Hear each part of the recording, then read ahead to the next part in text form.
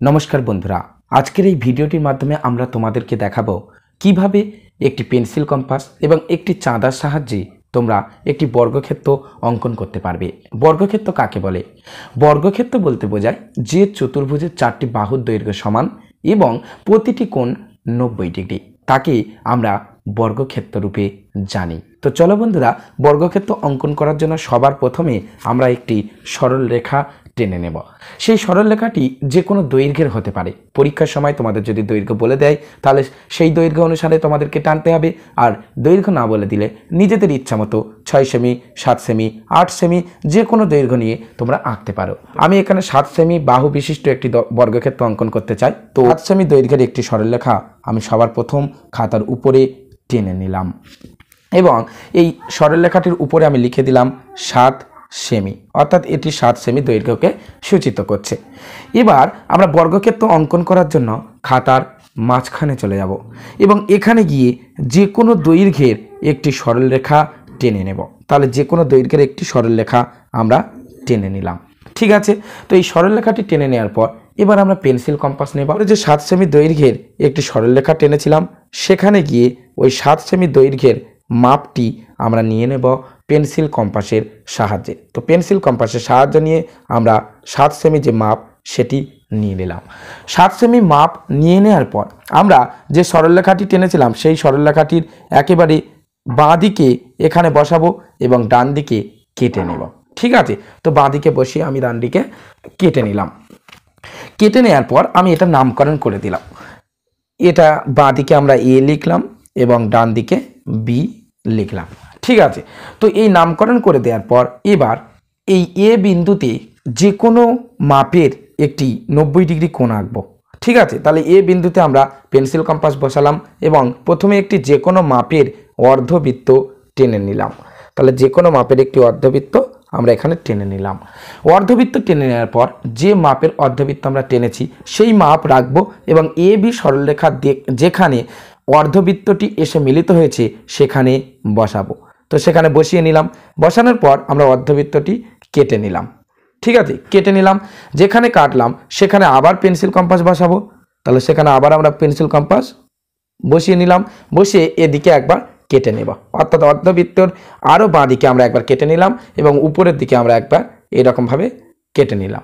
ঠিক আছে, তো এইরকমভাবে কেটে নেওয়ার পর অর্ধবৃত্তের বাঁ দিকে যেটা আবার কেটেছিলাম সেখানে আমরা পেন্সিল কম্পাস বসাবো এবং ওই একই মাপ কিন্তু আমরা রাখবো। ওই একই মাপ রেখে আমরা আবার উপরের যে কেটে নিয়েছিলাম উপরে আগে যে অংশটি সেটার উপর আরও একটি লাইন পেলাম, অর্থাৎ কেটে নিলাম। তো এই লাইনটি কেটে নেওয়ার পর আমরা স্কেল নেব এবং 7 সেমি দৈর্ঘ্য বিশিষ্ট বর্গক্ষেত্র আমরা আঁকতে চাই। এখানেও আমরা 7 সেমি দৈর্ঘ্য বিশিষ্ট একটি লম্ব এঁকে নেব।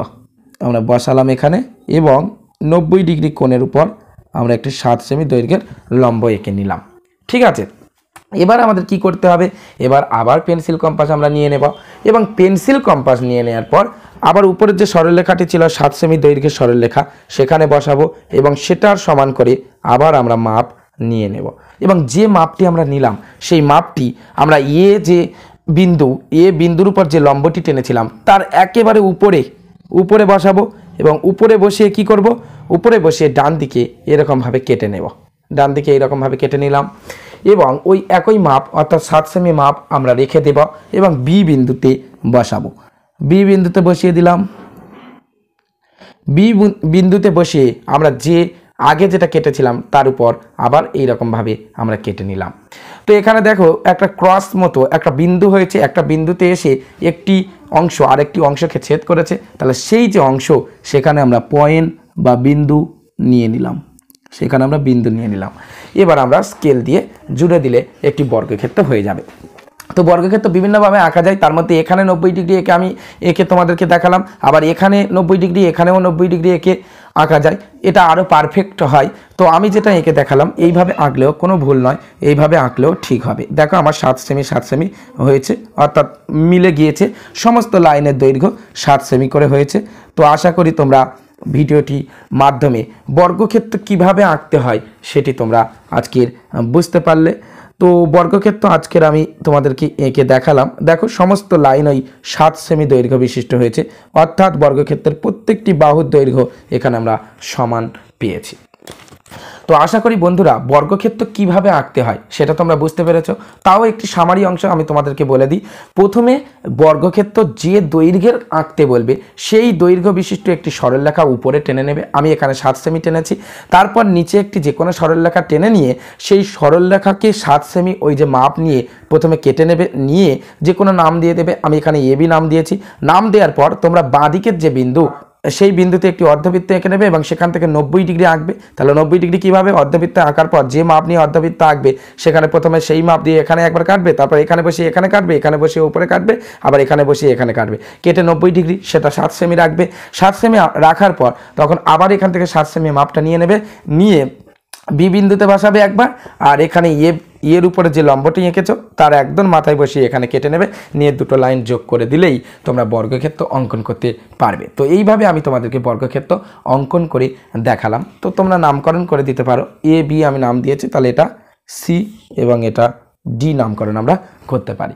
তো এইভাবে তোমরা বর্গক্ষেত্র অঙ্কন করতে পারবে। তো আশা করি বন্ধুরা এই ভিডিওটির মাধ্যমে তোমরা বুঝতে পারলে বর্গক্ষেত্র কীভাবে অঙ্কন করতে হয়। পরীক্ষার সময় বাহুর দৈর্ঘ্য বলে দিতে পারে, আবার বলতে পারে যে 90 ডিগ্রি কোণ বিশিষ্ট বা একটি বর্গক্ষেত্র অঙ্কন করো, এরকম বলে দিতে পারে। তো তখন তোমরা এইভাবে বর্গক্ষেত্র অঙ্কন করবে। তো চলো বন্ধুরা, যদি ভিডিওটি ভালো লাগে অবশ্যই আমাদের চ্যানেলটিকে সাবস্ক্রাইব করে আমাদের পাশে থাকবে। তো বিভিন্ন অঙ্ক, ইংলিশ এবং অন্যান্য বিষয়ের ভিডিও আপলোড করব।